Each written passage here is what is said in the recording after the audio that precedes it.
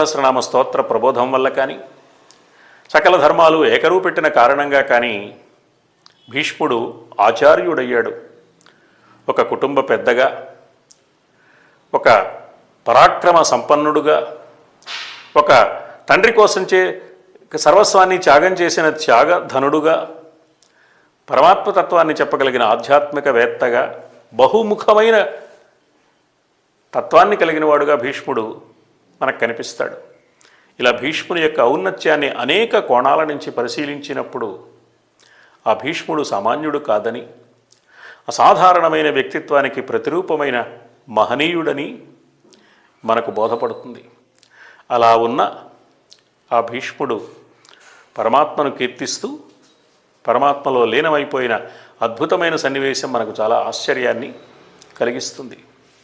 అందువల్లనే ఈవేళ ఏ ఇంటిలో పండు వృద్ధు కనిపించినా మనకు భీష్ముడు గుర్తుకు వస్తాడు. ఒక కుటుంబ పెద్దగా, ఘర్షణ పడిన పాత్ర, ధర్మాన్ని పాటించడానికి ఆరాటపడుతూనే తన బిడ్డల మధ్య ఐకమత్యాన్ని, సామరస్యాన్ని సాధించాలని ఆరాటపడిన ఒక వ్యక్తిగా, ధర్మాలు తెలిసిన ధర్మవేత్తగా,